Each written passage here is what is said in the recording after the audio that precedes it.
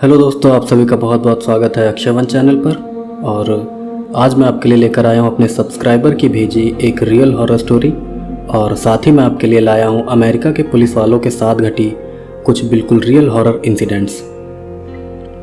तो पहली horror story जो मैं आप लोगों को सुनाने जा रहा हूँ वो मुझे दिल्ली से अंजलि जी ने भेजी है।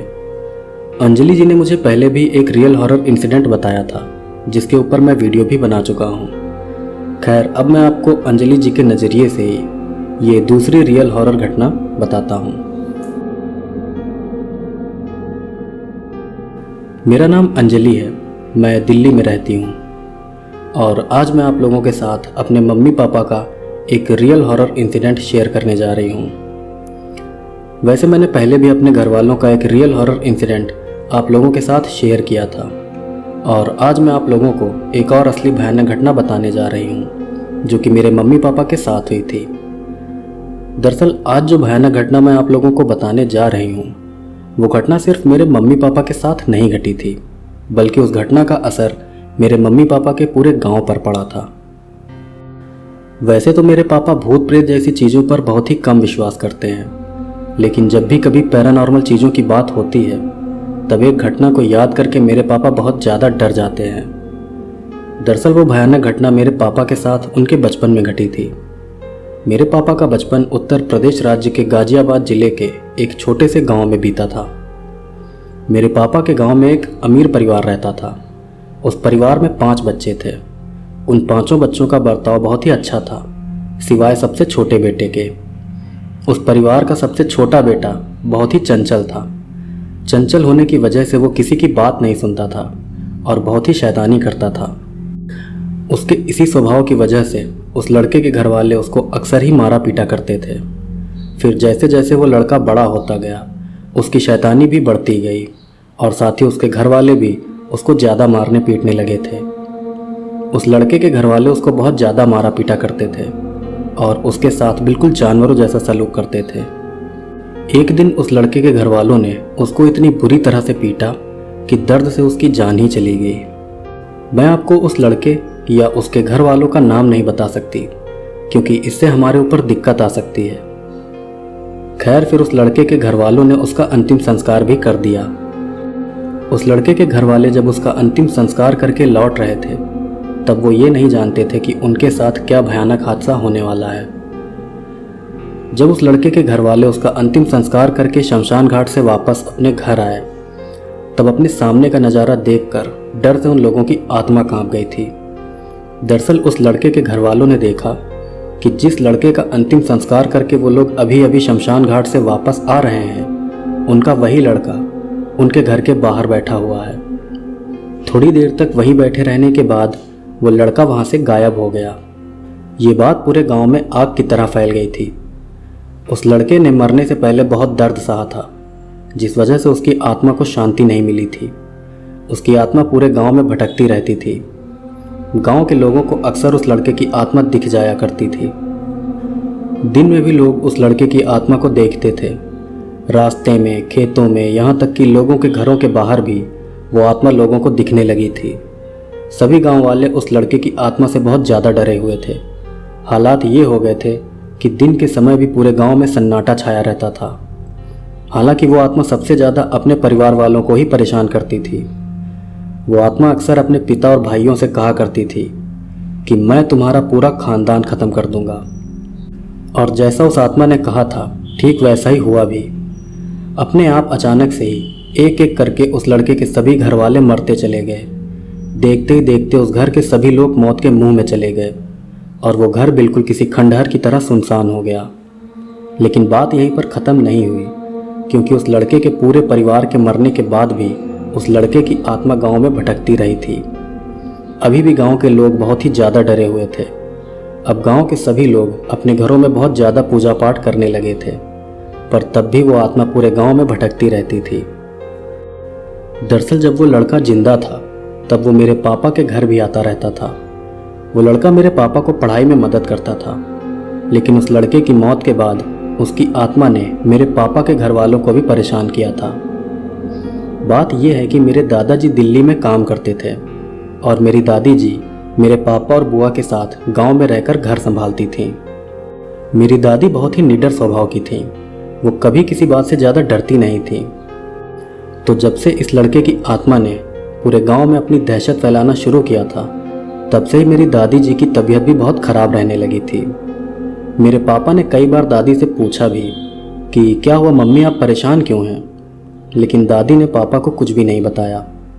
मेरी दादी परेशानी में थी, लेकिन वो घर में किसी को भी डराना नहीं चाहती थी, इसलिए वो मेरे पापा को कुछ भी नहीं बताती थी। लेकिन मेरे पापा भी जानना चाहते थे कि आखिर बात क्या है जो मेरी दादी इतना परेशान रहती हैं। फिर एक दिन मेरे पापा ने मम्मी यानी कि मेरी दादी को एक औरत से बात करते हुए सुना। दादी उस औरत से बोल रही थी कि कई दिनों से उनको उसी मरे हुए लड़के की आत्मा दिखाई देती है।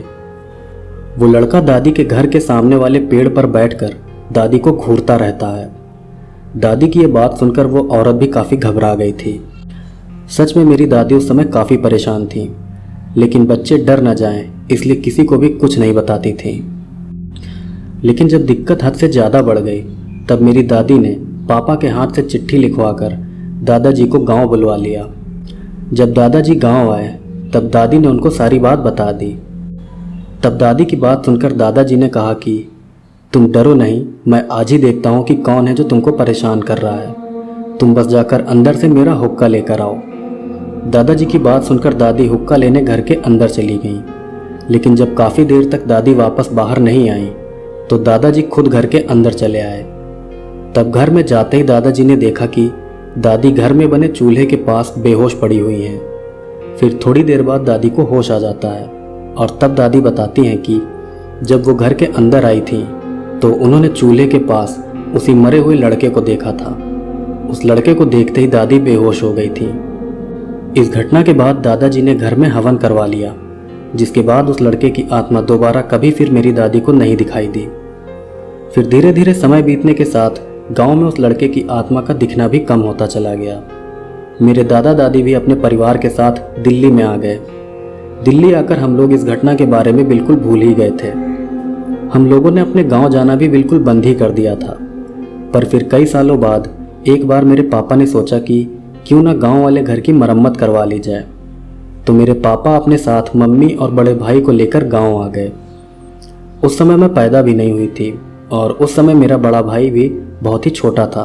फिर जब पापा मम्मी और भाई को लेकर गांव पहुंचे, तो गांव के लोगों ने पापा से बताया कि तुमको गांव में वापस नहीं आना चाहिए था, क्योंकि उस लड़के की आत्मा फिर से पूरे गांव में भटक रही है और गांव के लोगों को परेशान कर रही है। गांव वालों की ये बात सुनकर मेरे पापा बहुत ज़्यादा डर जाते हैं। वो सोचते हैं कि अगले ही दिन वो दिल्ली वापस चले जाएंगे। मेरे पापा मम्मी और भाई को उस गांव में बस एक रात काटनी थी।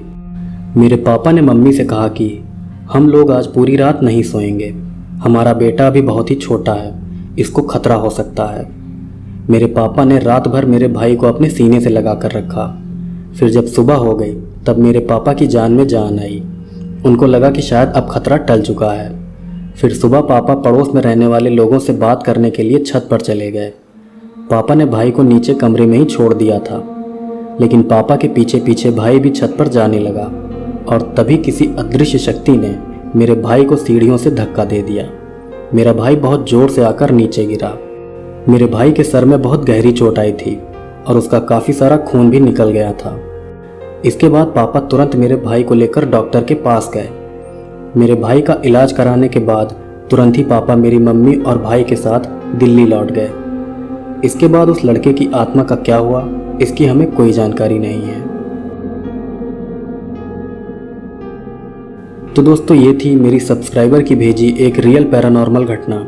और अब मैं आपको सुनाता हूँ एक और रियल पैरानॉर्मल घटना, जो कि अमेरिका के एक पुलिस वाले के साथ घटी थी। अब जो सच्ची भूतिया घटना मैं आपको बताने जा रहा हूँ, वो अमेरिका के पुलिस डिपार्टमेंट में काम करने वाले एक ऑफिसर के साथ घटी बिल्कुल रियल घटना है।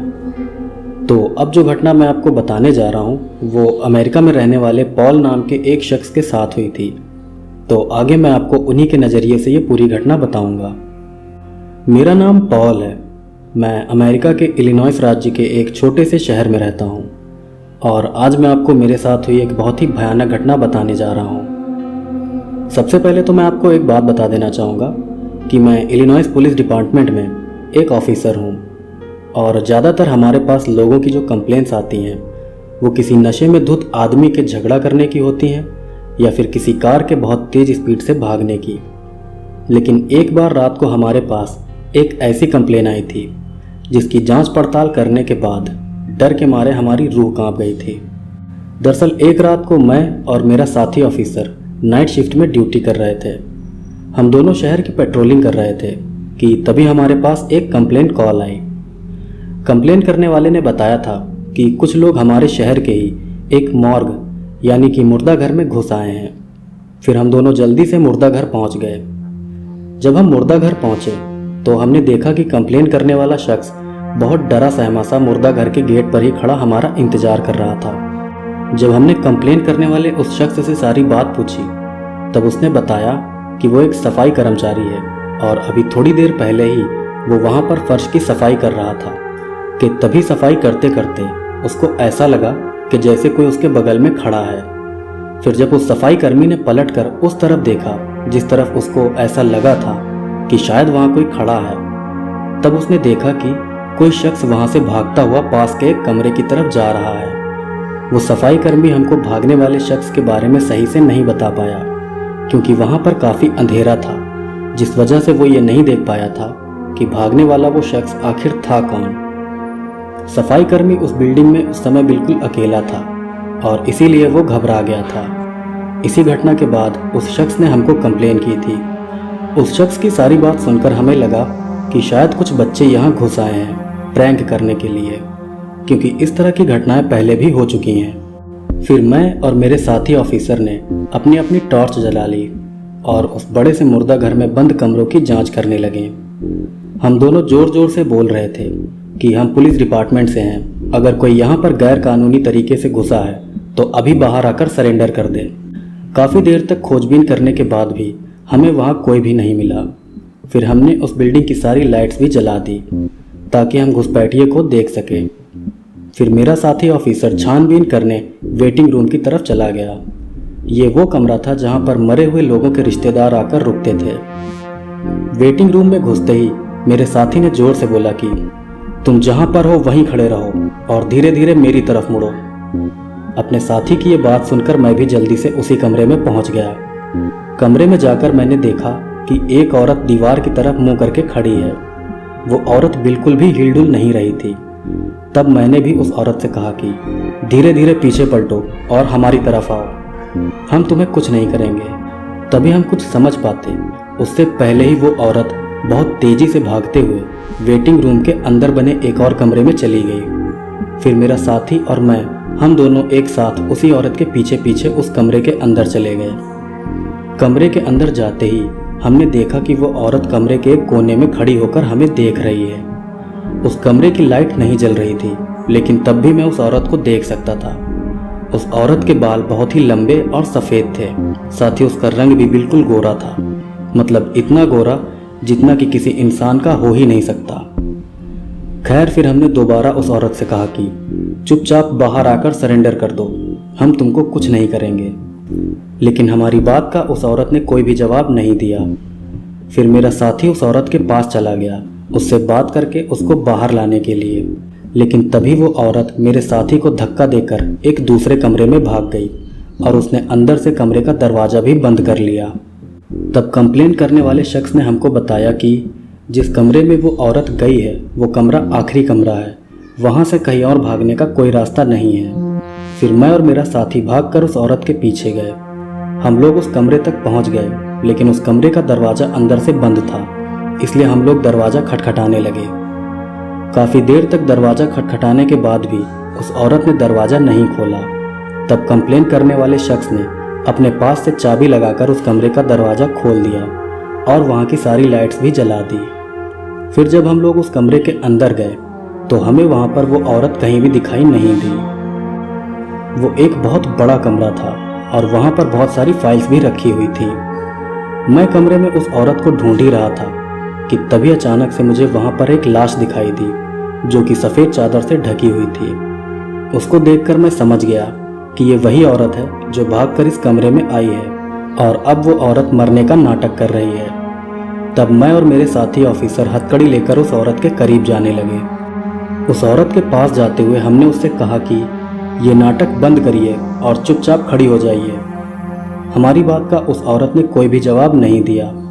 फिर जब हम उस औरत के थोड़ा नज़दीक गए तो हमें बहुत ही गंदी बदबू आने लगी। वो बदबू ऐसी थी जैसी किसी सड़ती हुई लाश से आती है। ये बात मुझे बहुत ही अजीब लगी। फिर उस औरत के पास जाकर जब उसके ऊपर से वो सफ़ेद चादर हमने हटाई, तब हमने देखा कि वहाँ पर उसी औरत की लाश पड़ी हुई है, जिसका हम लोग काफ़ी देर से पीछा कर रहे थे। हमने उस औरत की नब्ज भी चेक की। वो औरत मरी हुई थी।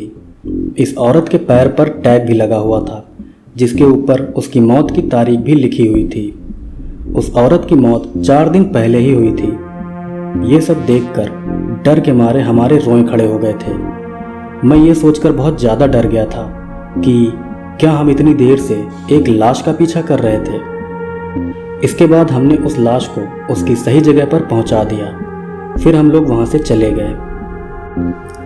आज भी जब मैं ये हादसा याद करता हूं तो सोच में पड़ जाता हूं कि आखिर कोई लाश भाग कैसे सकती है। दोस्तों, ये घटना जो अभी आपने सुनी, ये बिल्कुल असली घटना है। इस घटना का जिक्र ज़ैकरी नॉवेल्स नाम के एक लेखक ने अपनी किताब में किया था। उनकी लिखी किताब में से और भी कई भयानक और बिल्कुल सच्ची घटनाएं मैं आपके लिए लाता रहूँगा। तो दोस्तों, आज का वीडियो यहीं पर ख़त्म होता है। और अगर आपको ये स्टोरीज़ पसंद आई हो तो प्लीज़ मेरे चैनल को सब्सक्राइब करें, कमेंट करके बताएं कि वीडियो आपको कैसा लगा और वीडियो को लाइक ज़रूर करें। वैसे दोस्तों, दूसरे चैनल के वीडियो पर भी काम चालू है, क्योंकि दोस्तों रिसर्च बेस्ड वीडियो बनाने में थोड़ा समय लगता है, क्योंकि मैं नहीं चाहता कि मैं अपनी तरफ से आपको कोई भी गलत जानकारी दूं। इसीलिए सही जानकारी जुटाकर ही मैं कोई वीडियो बनाता हूं। खैर दोस्तों, आज का वीडियो यहीं पर ख़त्म होता है। तो मिलते हैं आपसे अगले वीडियो में। तब तक के लिए हरे कृष्णा।